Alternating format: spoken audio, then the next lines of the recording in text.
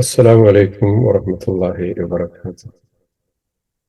الحمد لله رب العالمين، والصلاة والسلام على رسوله الأمين وعلى آله وصحبه أجمعين.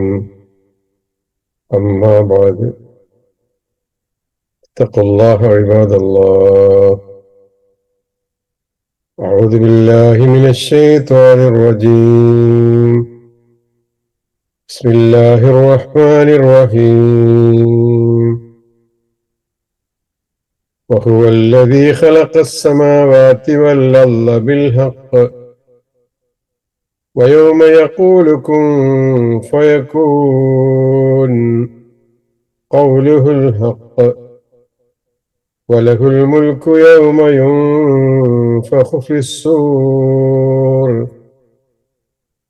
عالم الغيب والشهادة وهو الحكيم الخبير. وهو الذي خلق السماوات والأرض بالحق ويوم يقول كن فيكون قوله الحق وله الملك يوم ينفخ في الصور عالم الغيب والشهادة وهو الحكيم الخبير.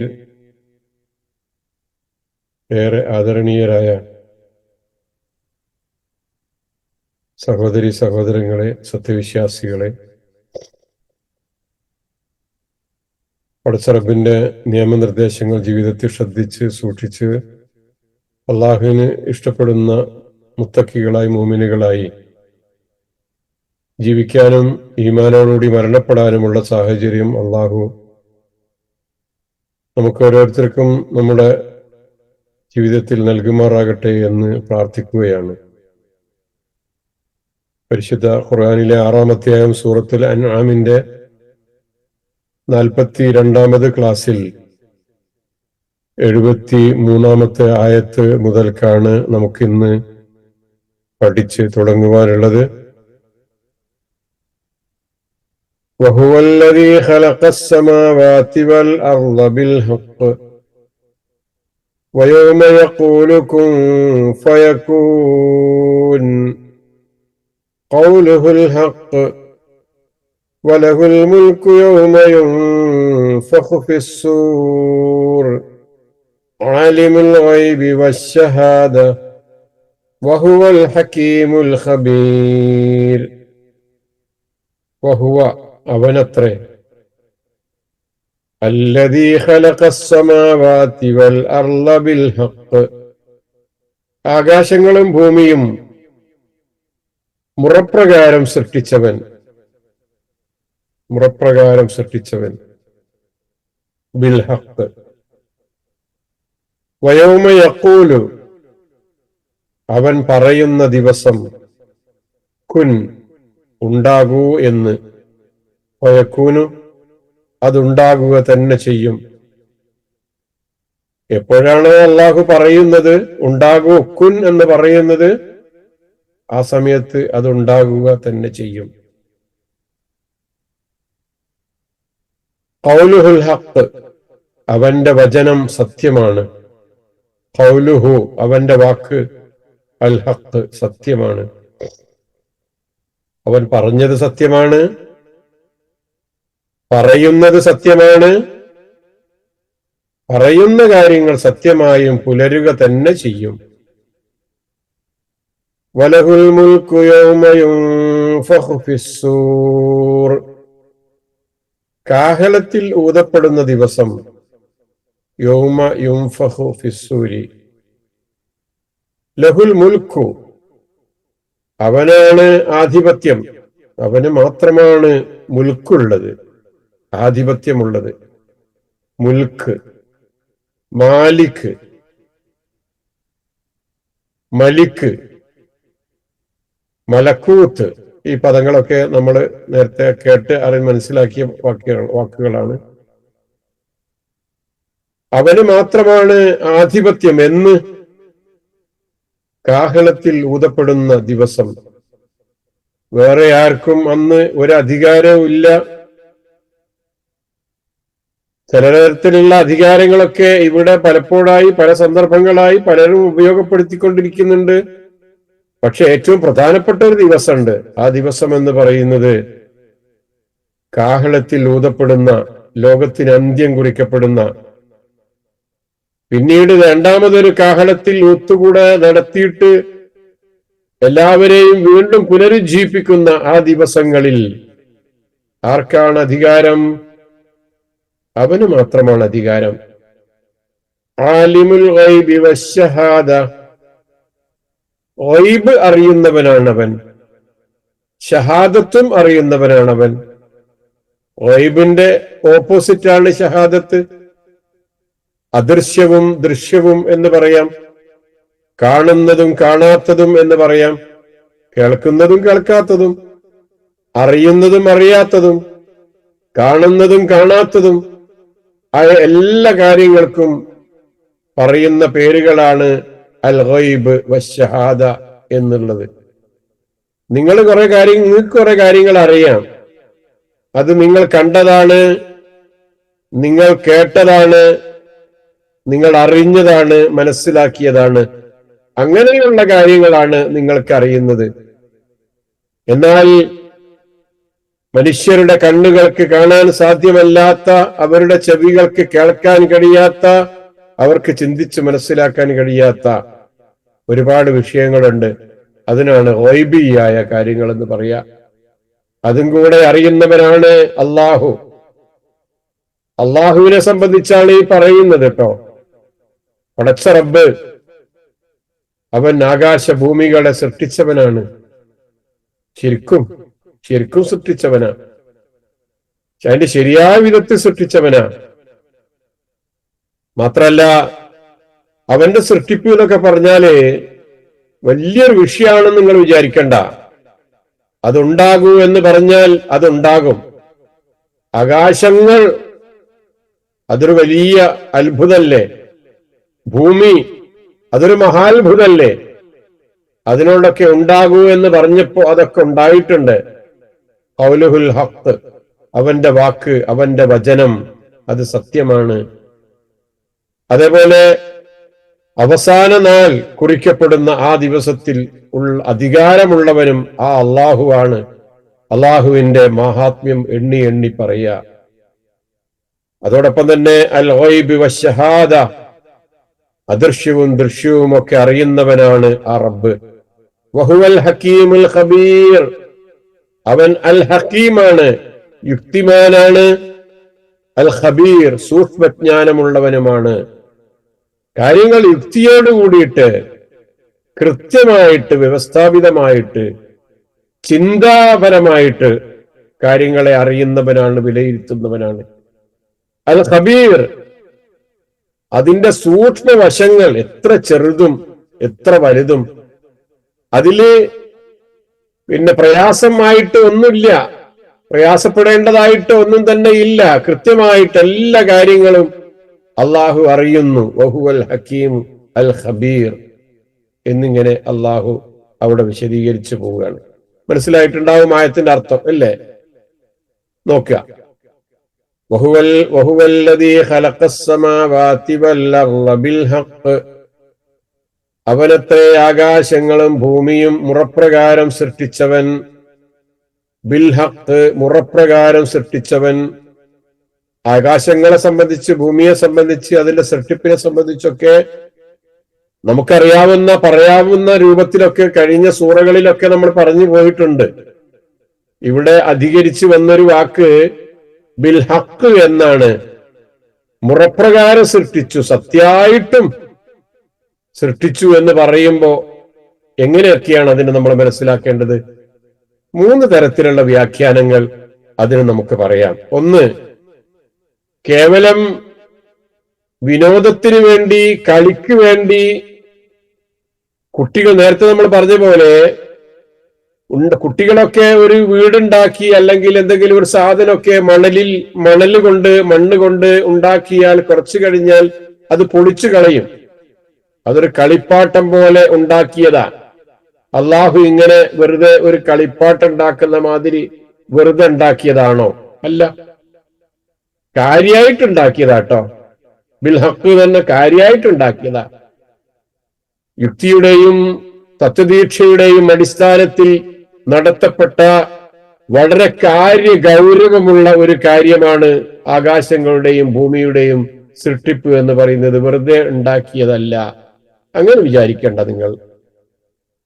വ്യവസ്ഥാപിതവും യുക്തിപൂർണവുമായ നിലയിൽ ഓരോ കാര്യവും ഇന്നിന്ന പ്രകാരം ആയിരിക്കണമെന്ന അടുക്കും ചിട്ടയോട് കൂടിയിട്ടാണ് വളരെ സമർത്ഥമായി അതിവിദഗ്ധമായി ഉള്ള പരിപാടികളോട് കൂടിയിട്ടാണ് ഈ ആകാശങ്ങളും ഭൂമിയും ഒക്കെ ഉണ്ടാക്കിയിട്ടുള്ളത്. ഏതൊക്കെ എവിടെയൊക്കെ എങ്ങനെ വേണമെന്നുള്ള കൃത്യമായ ചിട്ടയും അടുക്കും കൂടി തന്നെയാണ് ഇതൊക്കെ സൃഷ്ടിച്ചിട്ടുള്ളത്. അവയും അവയിലുള്ളതെല്ലാം തന്നെ ഇല്ലായ്മയിൽ നിന്നുണ്ടാക്കി രൂപം നൽകിയത് ആ പടച്ച റബ്ബാണ്. ഹക്കായിട്ടും സത്യമായിട്ടും വെറുതെയല്ല, കാര്യഗൗരവത്തോടു കൂടി ഉണ്ടാക്കിയിട്ടുള്ള അള്ളാഹുവാണ്. മാത്രല്ല എല്ലാറ്റിന്റെയും ഉടമസ്ഥതയും അധികാരം ഒക്കെ ആ പടച്ച റബ്ബിന് തന്നെയാണ്. ഇങ്ങനെ ഒന്നാമതൊരു വിശദീകരണം നമുക്ക് ഇങ്ങനെ മനസ്സിലാക്കാം. വെറുതെ ഉണ്ടാക്കിയതല്ല, കളിപ്പാട്ടല്ല, ഇത് കാര്യമായിട്ട് ഉണ്ടാക്കിയ സംഗതിയാണ് എന്ന് കൃത്യമായി അള്ളാഹു ഇവിടെ പഠിപ്പിക്കുകയാണ്. രണ്ടാമത്തത്, ഇതിനൊരു കുറെ കൂടെ നമ്മൾ ഒരു പരിശുദ്ധ ഖുർആനിലോട്ട് ചെന്നാൽ നമുക്ക് മനസ്സിലാക്കാവുന്ന ചില കാര്യങ്ങൾ കൂടിയുണ്ട്. അതും കൂടെ പരിശോധിച്ചിട്ട് രണ്ടാമത്തെ ഭാഗത്തേക്ക് പോകാം. പരിശുദ്ധ ഖുർആനിലെ സൂറത്ത് ആലിമ്രാനിലുള്ള ഒരു പ്രാർത്ഥന ഉണ്ടല്ലോ, റബ്ബനാ മാ ഖലഖ്ത ഹാദാ ബാതിലാ, ഞങ്ങളുടെ നാഥ ഇതൊക്കെയും നീ വ്യർത്ഥമായി സൃഷ്ടിച്ചതല്ല. നമ്മള് പടച്ചോന്റെ സൃഷ്ടിപ്പ് നോക്കിയിട്ട് ആകാശത്തേക്ക് നോക്കി ഭൂമിയിലൂടെ നടന്ന് നമ്മുടെ ജീവിതത്തിലെ ഓരോ അനുഭവങ്ങളും നമ്മൾ അനുഭവിച്ചു കൊണ്ടിരിക്കുമ്പോ നമ്മൾ പറയുന്ന വാക്ക, പടച്ചോൻ ഇതൊന്നും വെറുതെ ഉള്ളതല്ല, ഇതൊക്കെ കാര്യഗൗരവത്തോടുകൂടി ഉണ്ടാക്കിയിട്ടുള്ളതാണ്. ഒരുപാട് കാര്യങ്ങൾ, ഉപകാരങ്ങൾ, ഒരുപാട് സംഗതികൾ ഇതിന്റെ പിന്നിലൊക്കെ ഉണ്ട് റബ്ബേ എന്ന് ഓരോ വിശ്വാസിയും ഈ പ്രപഞ്ചത്തെ നോക്കിയിട്ട് പറയും എന്നാണ്. പറയല്ല, പടച്ചവനോട് പ്രാർത്ഥിക്കുക, പടച്ചവനെ ഞങ്ങളുടെ രക്ഷിതാവേ ഇതൊന്നും നീ വെറുതെ ഉണ്ടാക്കിയതല്ല, വ്യർത്ഥമായി സൃഷ്ടിച്ചതല്ല എന്ന് റബ്ബിന്റെ മുമ്പിൽ നമ്മൾ ബോധിപ്പിക്കുക. സൂറത്ത് അംബിയായിൽ അള്ളാഹു ഒന്നുകൂടെ അത് ആവർത്തിച്ചു പറഞ്ഞു, വമാ ഖലഖ്നസ് സമാഅ വൽ അർള വമാ ബൈനഹുമാ ലാഇബീൻ, ആകാശത്തെയും ഭൂമിയെയും അവർ രണ്ടിനും ഇടയിലുള്ളതിനെയും നാം കളിയായിക്കൊണ്ട് സൃഷ്ടിച്ചതല്ല. ആകാശങ്ങളെയും ഭൂമിയെയും, ആകാശത്തെയും ഭൂമിയെയും അവ രണ്ടിനിടയിലുള്ളതിനെയും നാം കളിയായിക്കൊണ്ട് സൃഷ്ടിച്ചതല്ല. ലാഇബീൻ, കുട്ടികൾ മണലിൽ കളിക്കുമ്പോൾ ഉണ്ടാക്കിയ ഒരു മണ്ണിന്റെ വീട് പോലെ അതിന് റൂമുകളും അതേപോലെ സൗകര്യങ്ങളും ഒക്കെ ഒരുക്കി അങ്ങനെ ഉണ്ടാക്കിയ ഒരു കളിപ്പാട്ടം പോലെ ഉണ്ടാക്കിയ ഒരു സംഗതി അല്ലട്ടോ ഇതൊന്നും എന്ന് അള്ളാഹു ബോധ്യപ്പെടുത്തുന്നുണ്ട്. സൂറത്തുൽ മുഅ്മിനൂനിൽ അള്ളാഹു വീണ്ടും പറഞ്ഞു, അഫഹസിബ്തും അന്നമാ ഖലഖ്നാകും അബസാ വഅന്നകും ഇലൈനാ ലാ തുർജഊൻ, ആകാശഭൂമികളും അതിനിടയിലുള്ളതൊന്നും വെറുതെ ഉണ്ടാക്കിയതല്ല എന്ന് പറഞ്ഞു സൂറത്തുൽ അംബിയായിൽ. സൂറത്തുൽ മുഅ്മിനൂനിൽ പറയുന്ന കാര്യം മറ്റൊന്നാണ്. അതെന്താ? നിങ്ങളെ നാം കേവലം വൃഥ സൃഷ്ടിച്ചുവെന്നും നിങ്ങൾ ഒരിക്കലും നമ്മിലേക്ക് മടക്കപ്പെടുകയേ ഇല്ല എന്നും നിങ്ങൾ ധരിച്ചു വെച്ചിരുന്നുവോ എന്നാ ചോദിക്കുന്നത്. നിങ്ങൾ വെറുതെ സൃഷ്ടിച്ചതാണെന്ന് വിചാരിക്കുന്നുണ്ടോ? ഇപ്പൊ ചിലപ്പോഴൊക്കെ നമുക്കിങ്ങനെ തോന്നിപ്പോകില്ലേ, എന്തിനാ ഇതൊക്കെ, എന്തിനാണ് എന്നെങ്ങനെ സൃഷ്ടിച്ചത് എന്നൊക്കെ തോന്നിപ്പോകുന്നുണ്ടെങ്കിൽ അതിനുള്ള അള്ളാഹുവിന്റെ മറുപടി, നിങ്ങളെ വെറുതെ സൃഷ്ടിച്ചതല്ല. നിങ്ങളുടെ സൃഷ്ടിപ്പിന്റെ പിന്നിൽ കൃത്യമായ ഉദ്ദേശ ലക്ഷ്യങ്ങളുണ്ട്. നമ്മൾ ഓരോരുത്തരും ഈ ഭൂമുഖത്ത് പിറന്നു വീണത് പടച്ചവന്റെ കൃത്യമായ നിശ്ചയമനുസരിച്ച. നമ്മൾ വെറുതെ ഇങ്ങനെ ജീവിച്ച് മരിച്ചു പോകാനുള്ളവരല്ല. അതിനിടയ്ക്ക് ഒരുപാട് ഉത്തരവാദിത്തങ്ങൾ ചെയ്തു തീർക്കാനുള്ളവരാ.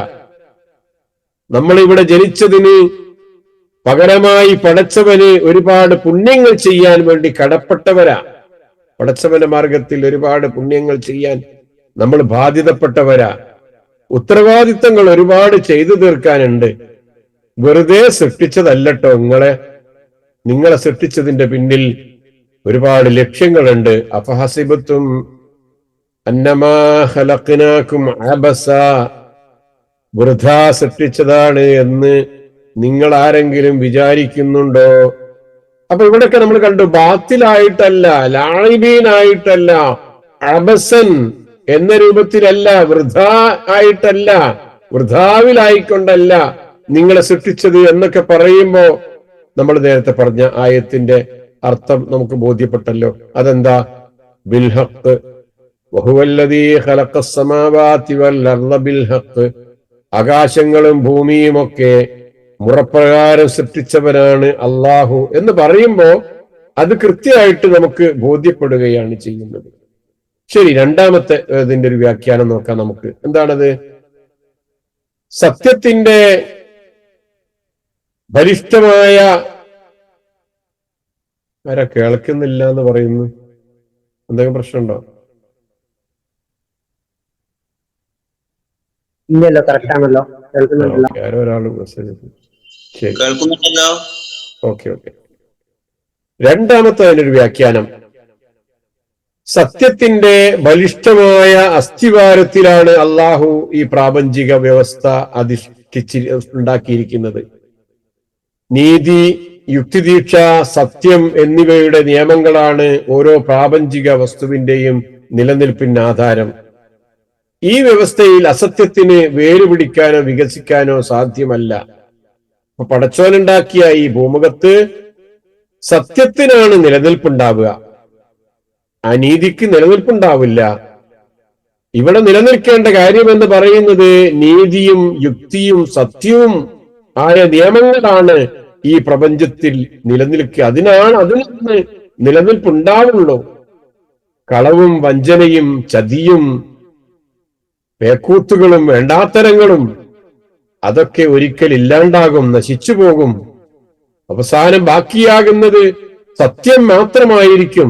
ആ സത്യം നിലനിൽക്കണമെന്നാണ് പടച്ചവൻ ആഗ്രഹിക്കുന്നത് എന്ന് അതിന് രണ്ടാമതൊരു വ്യാഖ്യാനവും പറഞ്ഞവരുണ്ട്. ഇനി മൂന്നാമത്തത് ബിൽഹഖ് എന്ന് പറയുമ്പോൾ അതിന്റെ മൂന്നാമത്തെ ഒരു വ്യാഖ്യാനം, ഈ പ്രപഞ്ചത്തെ അള്ളാഹു തന്റെ അവകാശത്തിന്റെ, തന്റെ ഹക്ക് അതിന്റെ അടിസ്ഥാനത്തിലാണ് അള്ളാഹു സൃഷ്ടിച്ചിരിക്കുന്നത്. സൃഷ്ടിക്കാനുള്ള അവകാശമുണ്ട് പഠിച്ചോന്, അതുകൊണ്ട് സൃഷ്ടിച്ചു. ബിൽഹഖ്, അവകാശമുള്ളത് ആർക്കാ? അവകാശമുള്ളവർക്ക്, അർഹത ഉള്ളവർക്ക് അവർക്ക് അർഹതപ്പെട്ട കാര്യം ചെയ്തൂടെ? എന്തിനാ ചോദ്യം ചെയ്യുന്നത്? അപ്പൊ അള്ളാഹു ഈ പ്രപഞ്ചം ഉണ്ടാക്കിയിരിക്കുന്നത് അവന്റേതായ അധികാരത്തിന്റെയും അവകാശത്തിന്റെയും അടിസ്ഥാനത്തിലാണ്. അവന്റെ അവകാശമാണ് ഇതുണ്ടാക്കുക എന്നുള്ളത്. അവന്റെ അവകാശമാണ് ഇതിന്റെ ഓരോന്നിന്റെയും മുന്നിൽ നിന്നുകൊണ്ട് അതിനെ ഭരിക്കുക, അതിനെ നിയന്ത്രിക്കുക, അതിന്റെ കൺട്രോൾ മുഴുവനും ഏറ്റെടുത്തുകൊണ്ട് പ്രവർത്തിക്കുക എന്നൊക്കെ പറയുന്നത് പടച്ചവന്റെ അവകാശമാണ്. ആ അവകാശത്തിന്റെ പേരിലാണ് ഇവിടെ അള്ളാഹു ഓരോ കാര്യങ്ങളും ചെയ്യുന്നത്. അങ്ങനെ മൂന്നാമത്തെ ഒരു വിശദീകരണവും ഉണ്ട്. പിന്നെ അതിന്റെ കാര്യത്തിന്റെ ബാക്കി ഭാഗം, ഇന്നമാ അംറുഹു ഇദാ അറാദ ശൈഅൻ അൻ യഖൂല ലഹു കുൻ ഫയകൂൻ. അവന്റെ കാര്യം അവൻ എന്തെങ്കിലും ഉദ്ദേശിച്ചാൽ അതിനോട് ഉണ്ടാകൂ എന്ന് പറയുന്നു, അങ്ങനെ അത് ഉണ്ടാവുകയും ചെയ്യുന്നു. ഇത് നമ്മൾ നേരത്തെ സൂറത്ത് യാസീനിലൊക്കെ പഠിച്ചതാണല്ലോ അല്ലെ? ഈ അഖിലാണ്ടത്തിന്റെ മുഴുവനും സൃഷ്ടാവും നിയന്താവുമാണ് അള്ളാഹു എന്ന് നമ്മൾ മനസ്സിലാക്കി. നമുക്കറിയാം, അങ്ങനെ ഏതൊരു കാര്യമോ ഏതൊരു വസ്തുവോ ഉണ്ടാവണമെന്ന് അള്ളാഹു ഉദ്ദേശിച്ചാൽ അത് ഉണ്ടാകുവാൻ ഒട്ടും പ്രയാസമല്ല. അതുണ്ടാകണമെന്ന് പറയുകയേ വേണ്ടൂ, അതുണ്ടായിക്കൊള്ളും.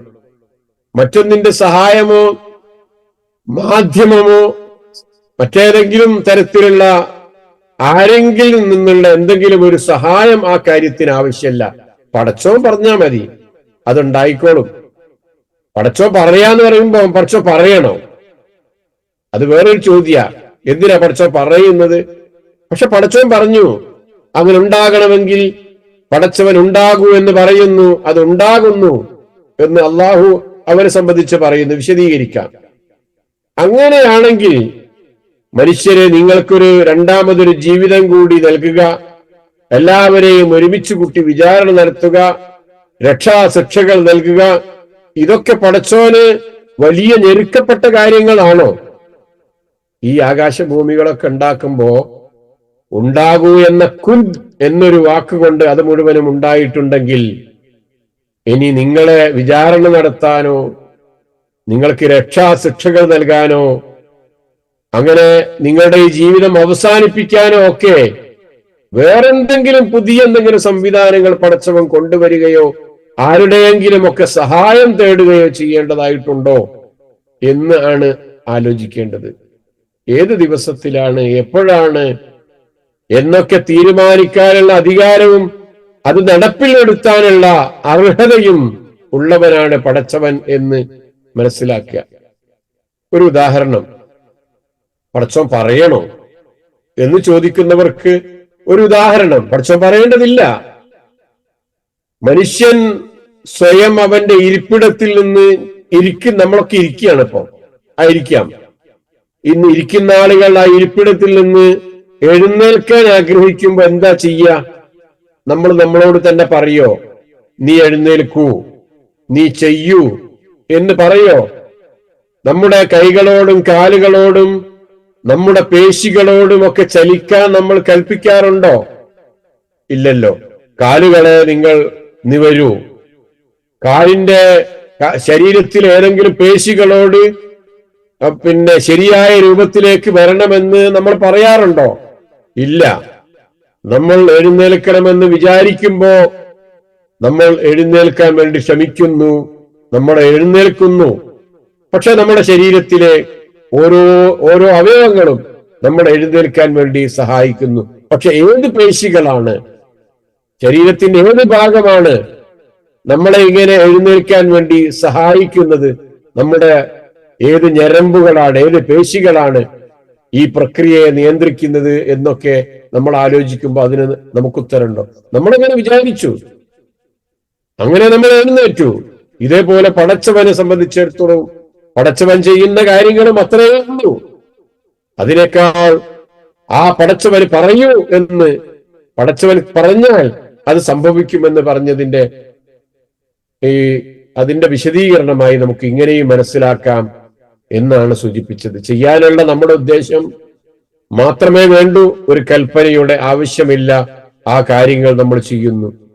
ശരീരഘടനയെ പറ്റി ഒന്നും അറിയാത്ത ഒരു പിഞ്ചു കുട്ടി എഴുന്നേൽക്കണമെങ്കിൽ ആ കുട്ടി എഴുന്നേൽക്കുന്നു.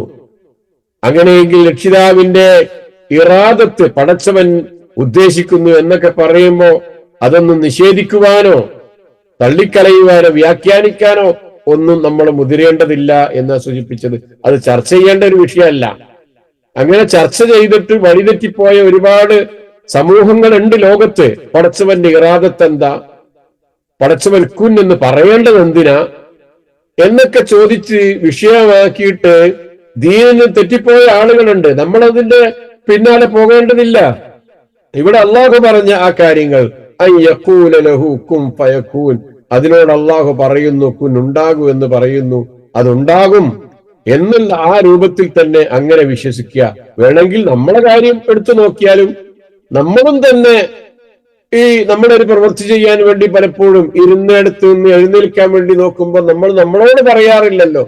അങ്ങനെയാകും പടച്ചവൻ പിന്നെ എന്തിന് പറയണം എന്നിങ്ങനെ വേണമെങ്കിൽ ആ നിലക്കൊക്കെ ചിന്തിക്കാവുന്നതാണ് എന്നാണ് സൂചിപ്പിച്ചത്.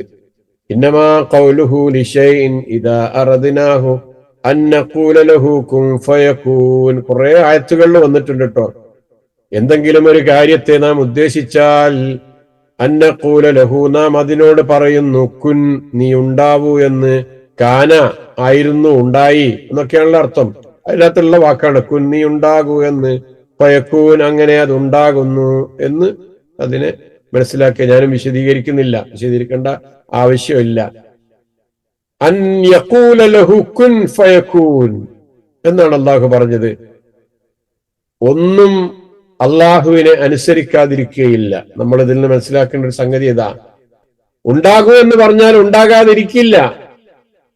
അള്ളാഹു ഉണ്ടാകൂ എന്ന് പറഞ്ഞാൽ അള്ളാഹുവിനെ അനുസരിക്കാതിരിക്കാൻ ഒന്നും തന്നെ മുന്നോട്ട് വരില്ല.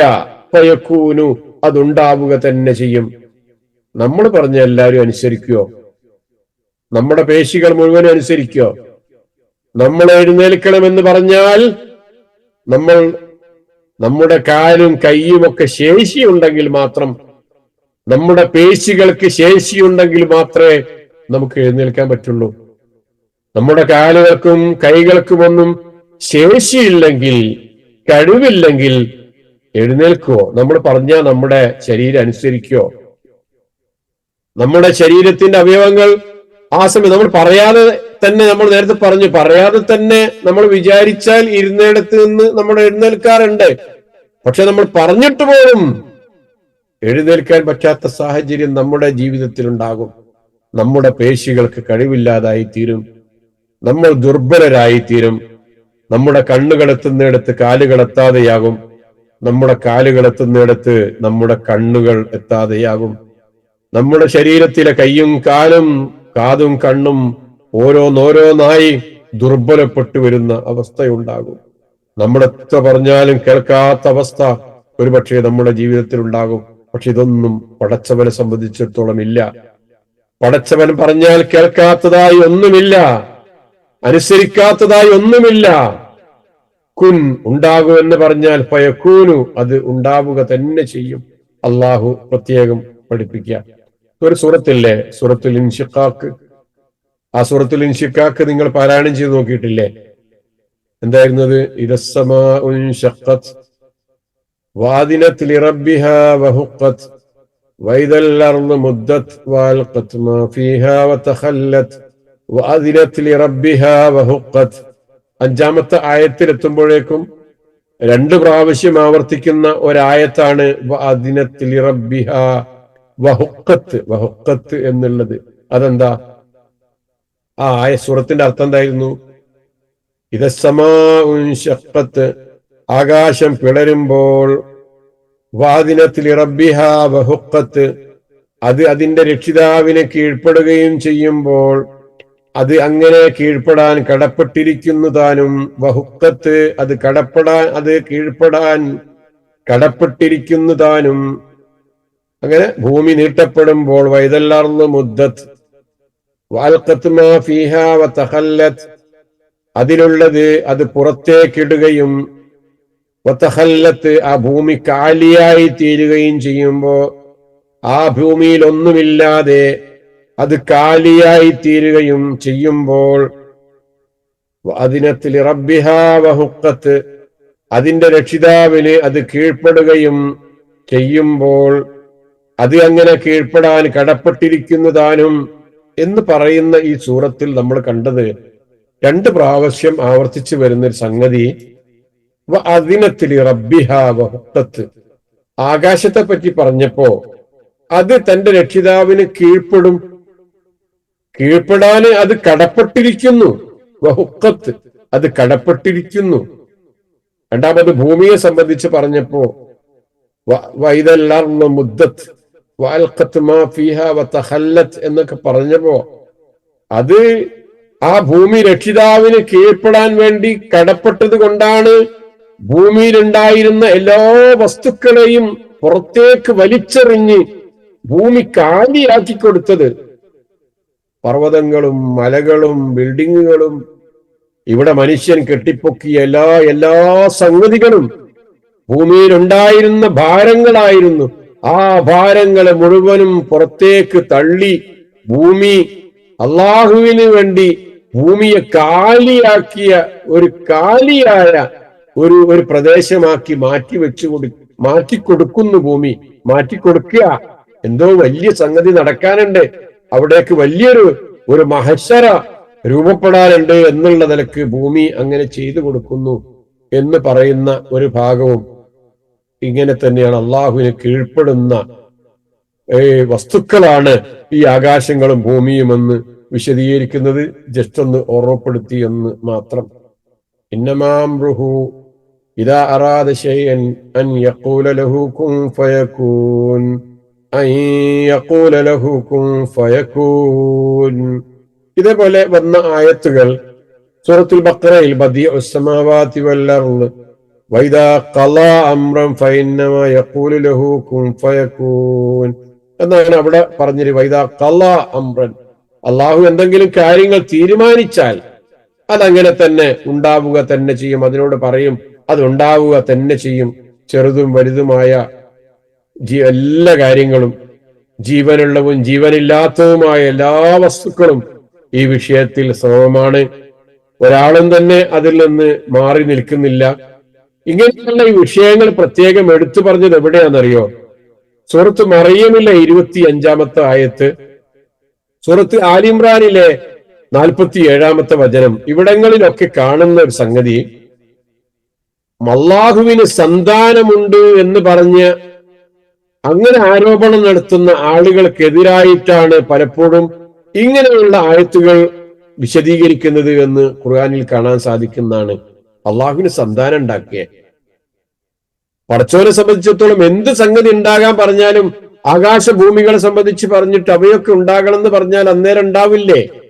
പിന്നെ ഒരു കുട്ടി ഉണ്ടാകണം എന്ന് പറഞ്ഞാൽ, മറിയം ബീവിക്ക് ഒരു കുട്ടി ഉണ്ടാകണം എന്ന് പറഞ്ഞാൽ അവിടെ പടച്ചോന്റെ ഒരു സന്താനമായിട്ട് അവിടെ ജനിക്കേണ്ട എന്തെങ്കിലും കാര്യമുണ്ടോ? മറിയം ബീവിയുടെ കുട്ടിയല്ലേ എന്നിങ്ങനെയല്ലേ മനസ്സിലാക്കേണ്ടത്? എന്നിങ്ങനെ ഈ പറഞ്ഞ സൂറത്തുൽ ആൽ ഇമ്രാനിലെയും സൂറത്ത് മറിയമിലെയും ഒക്കെ ആ വിഷയങ്ങൾ പറഞ്ഞെടുത്തും അങ്ങനെ 4 സ്ഥലത്താണ് വൈദാ ഖളാ അംറൻ എന്ന രൂപത്തിൽ ഖുർആൻ പറഞ്ഞത്. അതില് ആ പറഞ്ഞ അധിക ഭാഗങ്ങളിലും ഈസാ നബിയുടെ ജനനവും ആയിട്ട് ബന്ധപ്പെട്ട വിഷയങ്ങളാണ് പറഞ്ഞിരിക്കുന്നത്. മറ്റൊന്ന് ഭൂമിയുടെ സൃഷ്ടിപ്പാണ് പ്രതിപാദിക്കുന്നത് എന്ന്, ആകാശഭൂമിയുടെ സൃഷ്ടിപ്പും അതേപോലെ ഈസാ നബിയുടെ ജനനവും മാത്രമാണ് ഇത്തരം വിഷയങ്ങൾ പ്രതിപാദിക്കുന്നത് എന്ന് ചുരുക്കത്തിൽ മനസ്സിലാക്കുക. ശരി, വലൗഹുൽ മുൽക്കു യൗമ യുൻഫഖു ഫിസ്സൂർ, സൂറിൽ ഊതപ്പെടുന്ന ദിവസം അവനാണ് അധികാരം. നാമമാത്രമെങ്കിലും പേര് എടുത്തു പറയാനെങ്കിലും എന്തെങ്കിലും ഒരു അധികാരമോ സ്വാധീനമോ ഒക്കെ ഇന്ന് പലർക്കും ഉണ്ടല്ലോ അല്ലേ? പലരുടെയും പലരും അധികാരികളാണ്. എന്തെങ്കിലുമൊക്കെ അധികാരത്തിന്റെ അപകഷ്ണങ്ങളുമായിട്ട് കഴിയുന്ന ആളുകളാണ് പലരും ഇവിടെ. പക്ഷെ അന്ന് നാമമാത്രമായെങ്കിലും ഒരു അധികാരമോ സ്വാധീനമോ മറ്റാർക്കുണ്ടായിരിക്കില്ല. ഇവിടെയുള്ള വലിയ വലിയ അധികാരികൾക്ക് കൊടുക്കൂല. പടച്ചവനോട് ഏറ്റവും ഇഷ്ടപ്പെട്ട ആളുകളുണ്ട്, അവർക്കും കൊടുക്കൂല. യൗമ യുൻഫഖു ഫിസ്സൂരി, കാഹളത്തിൽ ഊതപ്പെടുന്ന ആ ദിവസം എന്തെങ്കിലും ഒരു കാര്യം ആ ദിവസത്തിൽ ചെയ്യാനുള്ള അധികാരം ഓടിച്ചാടി നടന്നിട്ട് പലരും പലതും ചെയ്യല്ലേ? അധികാരം ഉപയോഗപ്പെടുത്തിയിട്ട് പലരും കാട്ടിക്കൂട്ടലില്ലേ? അങ്ങനെ ഒന്നും ഉണ്ടാവില്ല കേട്ടോ. എക്കാലത്തും യഥാർത്ഥമായ ഭരണാധിപത്യം അള്ളാഹുവിനെ തന്നെയാണ്. പ്രത്യേകിച്ച് ഈ ദിവസത്തിൽ അള്ളാഹുവിനാണുള്ളത് എന്ന് ഓർമ്മിക്കുക. ലോകാവസാന സമയത്തും പിന്നീട് ജീവികളെല്ലാം പുനരെഴുന്നേൽപ്പിക്കപ്പെടുന്ന അവസരത്തിലുമായി 2 പ്രാവശ്യമാണല്ലോ കാഹളത്തിൽ ഊതപ്പെടുക. ഇത് നമ്മൾ പറയേണ്ടതില്ല. ഇസ്രാഫീൽ അലൈഹിസ്സലാം എന്ന മലക്കാണ് കാഹളത്തിൽ ഊതാനുള്ളത്. റസൂൽ സല്ലല്ലാഹു അലൈഹി വസല്ലം പറയുന്നുണ്ട്, ഞാനെങ്ങനെ കൂടുതൽ സന്തോഷിക്കും, ഞാനെങ്ങനെ കൂടുതൽ അനുഗ്രഹങ്ങൾ അനുഭവിക്കും, എനിക്കെങ്ങനെ ഇവിടെ വളരെയേറെ സന്തോഷത്തോടുകൂടി ഈ ലോകത്ത് എങ്ങനെ ജീവിക്കാൻ സാധിക്കും. കാരണം സൂർ എന്ന കാഹളത്തിൽ സൂറിൽ ഊതാൻ വേണ്ടി ഇസ്രാഫീൽ എന്ന മലക്ക് നെറ്റിത്തടം അതിനോട് ചേർത്തി വെച്ച് ഇരിക്കുന്നുണ്ട്. പടച്ചോന്റെ കൽപ്പന എപ്പോഴാണ് വരുന്നത് എന്ന് ചെവിയോർത്തുകൊണ്ട് ഇരിക്കുന്നുണ്ട്. ആ ഒരു സാഹചര്യത്തിൽ സൂറിന്റെ മുമ്പിൽ ആ സൂറിൽ ഊതുന്നതിനു വേണ്ടി ഇസ്രാഫീൽ എന്ന മലക്ക് കാതോർത്തുകൊണ്ട് പടച്ചവന്റെ വിളിയാളത്തിന് കൽപ്പനയ്ക്ക് വേണ്ടി കാതോർത്തുകൊണ്ടിരിക്കുന്ന ഒരു സാഹചര്യത്തിൽ ഞാൻ എങ്ങനെ സഹാബത്തെ ഇതിനേക്കാൾ വലിയ അനുഗ്രഹങ്ങൾ അനുഭവിക്കുമെന്ന് പ്രവാചക സല്ലല്ലാഹു അലൈഹി വസല്ലം ചോദിക്കുന്ന ചില സന്ദർഭങ്ങളുണ്ട്. ആ കാഹളം അസൂർ എങ്ങനെയുള്ളതാണ്, അതിന്റെ സ്വഭാവം എന്താണ്, എത്ര വലിപ്പമുണ്ട്, ഏത് രൂപത്തിലാണ് എന്നൊന്നും നമുക്ക് അറിഞ്ഞൂടാ. അള്ളാഹു പറഞ്ഞത് നമ്മളങ്ങനെ വിശ്വസിക്കുന്നു. ആ കാഹളത്തിന്റെയും ഊത്തിന്റെയും സ്വഭാവം എന്താണ്, എന്തായിരുന്നാലും ഒന്നാമത്തെ ഊത്തോടുകൂടി ലോകങ്ങളുടെ ഘടനയെല്ലാം താറുമാറായി നാശമടയും. എല്ലാ ലോകങ്ങളും എല്ലാം നാശമടയും.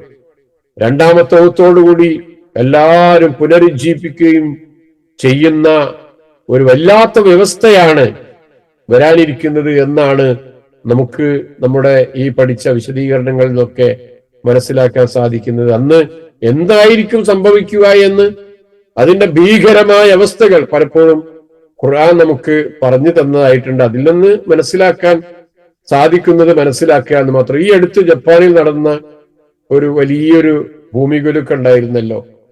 അപ്പൊ അതിലുള്ള ചില വീഡിയോ ഒക്കെ ഇപ്പോ ഇവിടെ കാണുന്നുണ്ട്. ഒരു ചെറിയ വീഡിയോ കണ്ടു നോക്കൂ നിങ്ങൾ.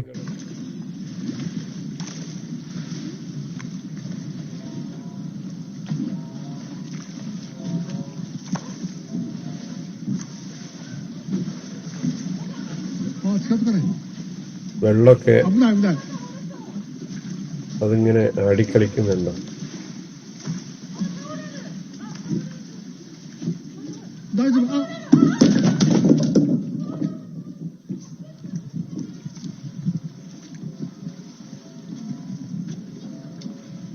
ഒരു ചെറിയ ഭൂമികുലുക്കത്തിൽ മനുഷ്യ സ്ഥാപിച്ച ചെറിയൊരു സംവിധാനം, ആ സംവിധാനം ഓരോന്നോരോന്ന് തകർന്നടിയുന്നതാണ് നമ്മൾ കാണുന്നത്.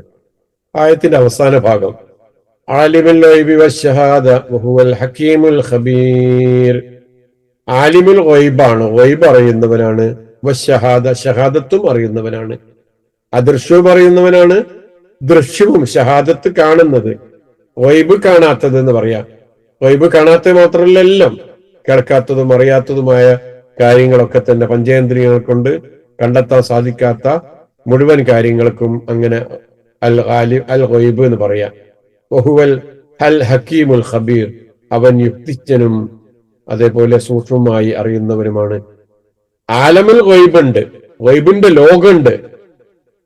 അതേപോലെ ആലമു ഷഹാദയുണ്ട്, കാണപ്പെടുന്ന ലോകമുണ്ട്, ഇല്ലേ? ആലിമുൽ ഗൈബ്, ഗൈബ് അറിയുന്നവനുണ്ട്. അത് ആലമുൽ ഗൈബിലെ കാര്യം അറിയുന്നവൻ ആലിമുൽ ഗൈബാണ്. ആലിമു ഷഹാദയുണ്ട്, കാണപ്പെടുന്ന സംഗതികൾ അറിയുന്നവരുണ്ട്. അത് അക്കൂട്ടത്തിൽ നമ്മളെ പല ആലിമുകളും ഉണ്ടാകും, പലതരത്തിലുള്ള ആൾക്കാരുണ്ടാകും. ആലമുൽ ഗൈബ് എന്ന് പറഞ്ഞാൽ എന്താ? ഉദാഹരണം ലൗഹുൽ മഹ്ഫൂദ്, ഖുർആൻ പറഞ്ഞതാ. വന്നാർ, നരകം, സ്വർഗം.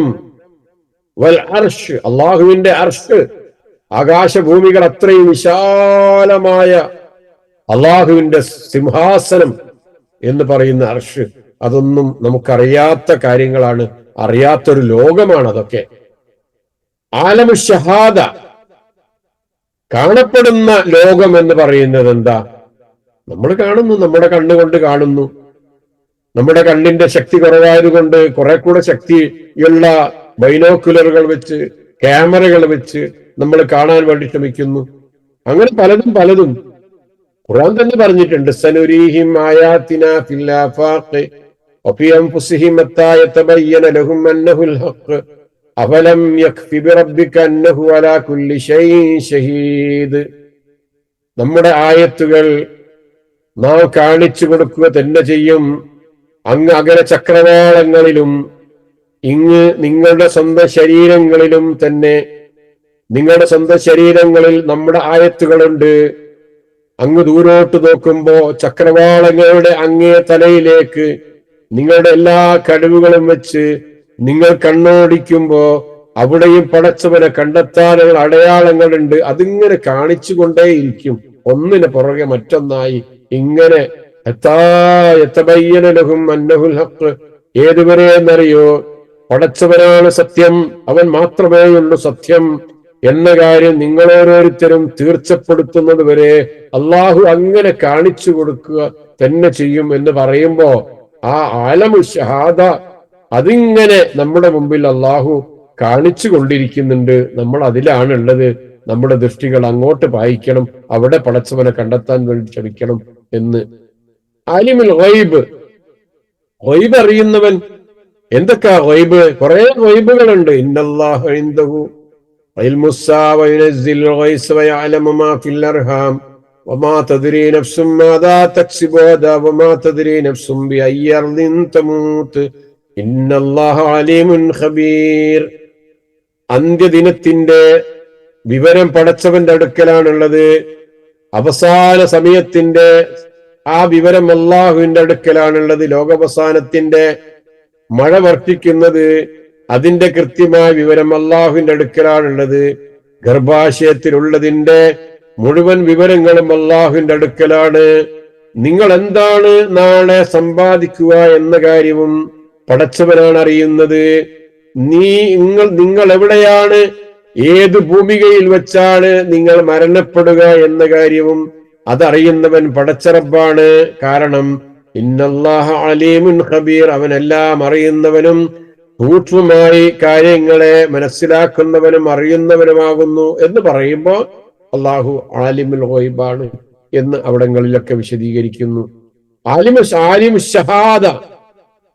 ഷഹാദ, ഒരുപാട് കാണപ്പെട്ട സംഗതികളുണ്ടല്ലോ. നമ്മുടെ ദിവസവും അറിയുന്ന, മനസ്സിലാക്കുന്ന ഷഹാദത്തിന്റെ ഈ ലോകത്ത്, കാണപ്പെടുന്ന ഈ ലോകത്ത് നമ്മൾ ജീവിച്ചുകൊണ്ടിരിക്കുന്നുണ്ടല്ലോ. അങ്ങനെ നമുക്ക് എന്തെല്ലാം വിവരങ്ങൾ അതിലൂടെ ഉണ്ടാക്കാൻ അറിയാൻ കഴിയുന്നതാണ്. അത് പലതും നമ്മൾ അങ്ങനെ നേടിക്കൊണ്ടിരിക്കുന്ന ആളുകളാണ്. പിന്നെ എത്രമെന്നറിയോ, ജിബ്രീൽ അലൈഹി ഇസ്ലാം എന്ന് റസൂൽ സല്ലല്ലാഹു അലൈഹി വസല്ലമയോട് ഇസ്ലാം എന്താ, ഈമാൻ എന്താ, ഇഹ്സാൻ എന്താ എന്നൊക്കെ ചോദിക്കുന്നുണ്ടല്ലോ. അവിടെ നമുക്കറിയാം ഇഹ്സാൻ എന്താ, നന്മയാണ്. ആ നന്മ നമ്മെ സംബന്ധിച്ചിടത്തോളം അറിയാവുന്ന ഒരു കാര്യമാണ്. എന്നിട്ടും അതിനെ സംബന്ധിച്ച് റസൂൽ സല്ലല്ലാഹു അലൈഹി വസല്ലം വിശദീകരിച്ചു കൊടുത്തത് മൽ ഇഹ്സാൻ യാ റസൂലല്ലാഹ് ഖാല അൻ തഅബ്ദുല്ലാഹ കഅന്നക തറാഹു ഫഇന്നക ഇൻ കുൻത ലാ തറാഹു ഫഹുവ യറാക. അല്ലാഹുവിനെ നീ കാണുന്നുണ്ട് എന്നതുപോലെ അള്ളാഹുവിനെ നീ ആരാധിക്കലാണ്. നീ പടച്ചവനെ കാണുന്നില്ലെങ്കിലും അവനെ കാണുന്നുണ്ട് എന്നതുപോലെ നീ അള്ളാഹുവിനെ ആരാധിക്കലാണ് ഇഹ്സാൻ എന്ന് പറയുന്നത്. അപ്പൊ നമ്മളിവിടെ അള്ളാഹുവിന് ആരാധന നടത്തുമ്പോ ഈ ആലമുഷഹാദത്തിൽ ഒരുപാട് സംഗതികളെ നമ്മൾ കാണുന്നുണ്ട്. അങ്ങനെ നമ്മൾ ആലിമുകളാണ് ആ വിഷയങ്ങളിലൊക്കെ. അങ്ങനെ അറിഞ്ഞുകൊണ്ട്, ഈ പ്രപഞ്ചത്തിലെ പലതും അറിഞ്ഞുകൊണ്ട് ആലിമുൽ ഗൈബിനെ മാത്രം അറിയുന്ന പടച്ച റബ്ബിനെ നമുക്ക് കണ്ടെത്താനും ആരാധിക്കാനും ഒക്കെ സാധിക്കുന്നൊരവസ്ഥയുണ്ടാകണം എന്നാണല്ലോ റസൂൽ സല്ലല്ലാഹു അലൈഹി വസല്ലമ അവിടെ പഠിപ്പിച്ചിരിക്കുന്നത്. അങ്ങനെയൊക്കെ നമുക്കതിനെ വിശദീകരിച്ചു പോകാം. അടുത്ത ആയത്തിലേക്ക് പോകുന്നില്ല ഇൻഷാ അല്ലാഹ്. 73-ാമത്തെ ആയത്താണ് നമ്മുടെ ഇവിടെ അവസാനിപ്പിച്ചിട്ടുള്ളത്. നമുക്ക് വേണമെങ്കിൽ ആയത്ത് ഒന്നുകൂടെ ഓതാം. അള്ളാഹു അനുഗ്രഹിക്കുമാറാകട്ടെ. വഹുവല്ലദീ ഖലഖസ് സമാവാതി വൽ അർള ബിൽ ഹഖ് വയൗമ യഖൂലു കുൻ ഫയകൂൻ ഖൗലുഹുൽ ഹഖ് വലഹുൽ മുൽക്കു യൗമ യുൻഫഖു ഫിസ്സൂർ ആലിമുൽ ഗൈബി വശ്ശഹാദ വഹുവൽ ഹകീമുൽ ഖബീർ. ജസാക്കുമുല്ലാഹു ഖൈർ. അള്ളാഹു അനുഗ്രഹിക്കുമാറാകട്ടെ. പടച്ച റബ്ബ് നമ്മുടെ ഈ ഇരുത്തവും പഠനവും ചിന്തയും സംസാരവും ഒക്കെ സ്വാലിഹായ കർമ്മമായി നമ്മിൽ നിന്ന് റബ്ബ് സ്വീകരിച്ച് നാളെ പരലോകത്ത് കൃത്യമായ പ്രതിഫലം നൽകപ്പെടുന്ന വിശ്വാസികളുടെ കൂട്ടത്തിൽ അള്ളാഹു നമ്മെ ഓരോരുത്തരെയും ഉൾപ്പെടുത്തി അനുഗ്രഹിക്കുമാറാകട്ടെ. പ്രയാസങ്ങൾ കൊണ്ട്, ബുദ്ധിമുട്ടുകൾ കൊണ്ട് ഒരുപാട് പ്രാർത്ഥിക്കാൻ വേണ്ടി ആവശ്യപ്പെട്ട ആളുകളുണ്ട്. പലതരത്തിലുള്ള ബുദ്ധിമുട്ടുകളെയൊക്കെ അള്ളാഹു എല്ലാവരുടെയും സ്വാലിഹായ ആഗ്രഹങ്ങൾ അവർക്ക് പൂർത്തീകരിച്ച് കൊടുക്കുമാറാകട്ടെ. നമ്മുടെ മാതാപിതാക്കൾക്ക് അള്ളാഹു കരുണ ചെയ്യുമാറാകട്ടെ. മരണപ്പെട്ടവർക്ക് അള്ളാഹു അവരുടെ ബർസഖ് ജീവിതം നന്നാക്കി കൊടുക്കുമാറാകട്ടെ. ജീവിച്ചിരിക്കുന്നവർക്ക് ആരോഗ്യമുള്ള ആയുസ് നൽകി അനുഗ്രഹിക്കുമാറാകട്ടെ. ഫലസ്തീനിന്റെ മണ്ണിൽ പ്രയാസപ്പെടുന്ന ആളുകൾക്ക് അള്ളാഹു സ്ഥൈര്യവും ധൈര്യവും നൽകി ഇസ്സത്ത് നൽകി ഇസ്ലാമിന്റെ എല്ലാ വിഷയങ്ങളിലും ഇസ്സത്ത് നൽകി അള്ളാഹു അവരെ അനുഗ്രഹിക്കുമാറാകട്ടെ. അള്ളാഹു أنت السميع العليم وتب علينا إنك أنت التواب الرحيم واغفر لنا يا غافر المذنبين. اللهم ربنا ظلمنا أنفسنا وإن لم تغفر لنا وترحمنا لنكونن من الخاسرين. اللهم ربنا آتنا في الدنيا حسنة وفي الآخرة حسنة وقنا عذاب النار. آمين برحمتك يا أرحم الراحمين. جزاكم الله خيرا.